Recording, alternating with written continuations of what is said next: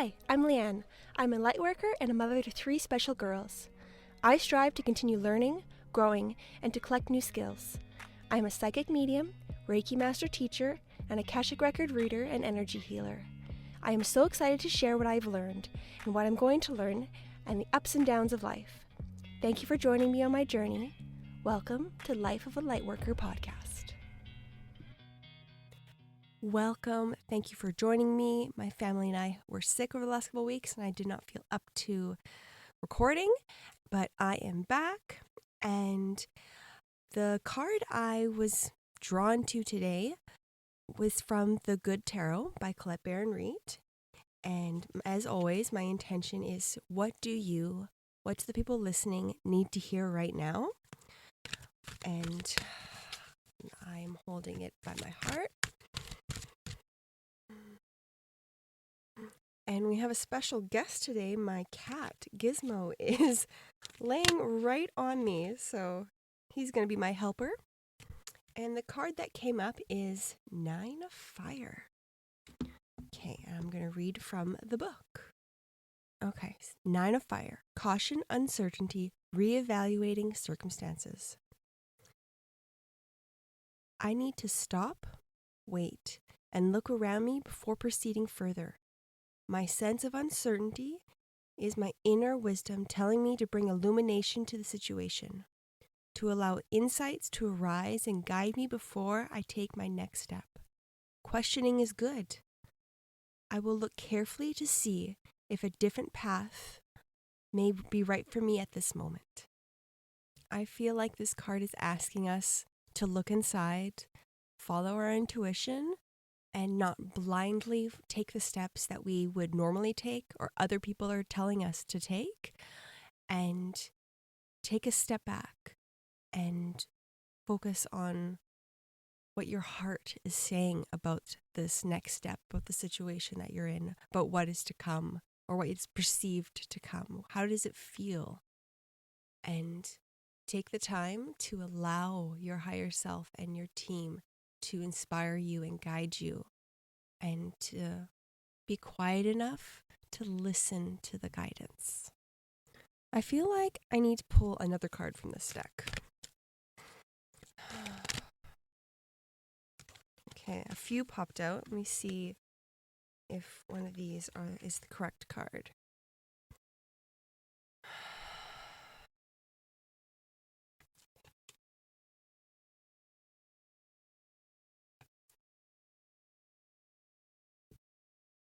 Okay, so the next card is Ace of Fire. Okay, I'll read from the book. Okay, it says spirit-powered action, inspired transformation, access to co-creative power.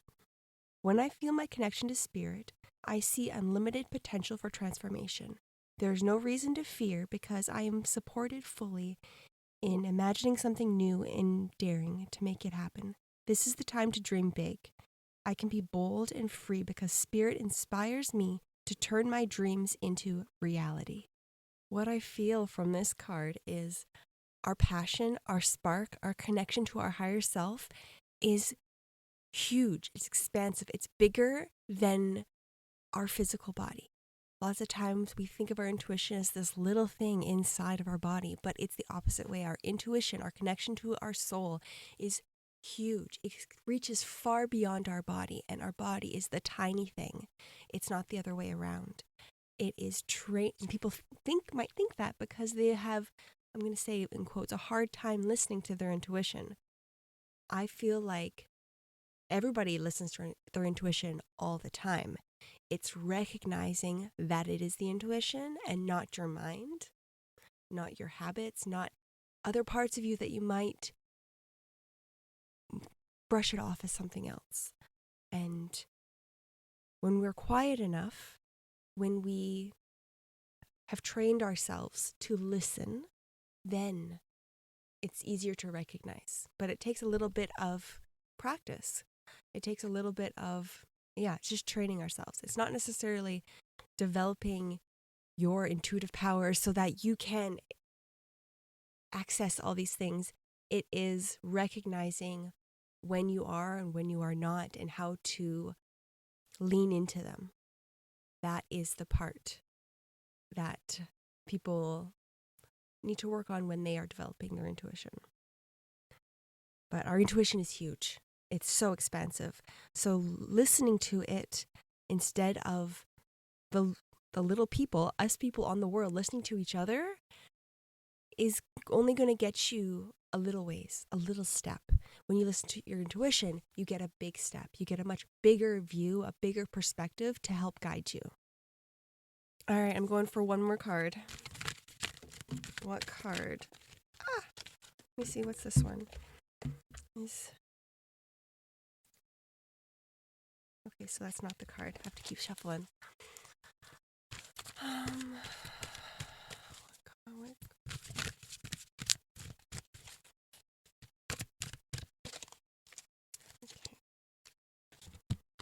And the Magician is the next card. Card number 1.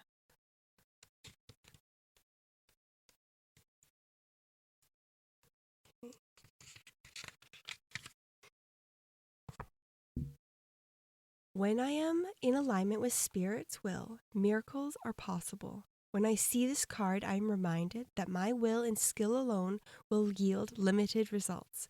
When I remember my partnership with Spirit, all is well. I'm required to explore my commitment to this co-creative alchemical relationship and see the results manifest beautifully through me. Spirit works magic. I think that's pretty much exactly what I was saying about the last card. And I think that wraps it up pretty perfectly. When I look at these cards, I see sparkles. I see expansion. I see our souls lighting up. I see that energy within us having a spotlight turned on it so that it can, I won't say grow, but given permission to grow. I don't feel like a lot of us give our soul, our intuition, permission to grow. We want to keep it boxed and confined, and giving it permission to take the lead, I think, is an important part of our journey here on Earth, is giving up the control to ourselves. Lots of times people don't want to give up control to other people, but we're not giving it up to other people. We're giving it up to ourselves. We're letting ourselves take the lead. We're not going to just imagine that maybe your pinky finger was doing its own thing, and it's not going to have the perspective of the whole body to be able to tell when maybe it's moving in a direction where it could get injured. So it's allowing the whole, the higher self, to guide you, the little pinky finger, towards the most beneficial path forward. And for everyone, that's going to be different. And some things to help us listen to our intuition.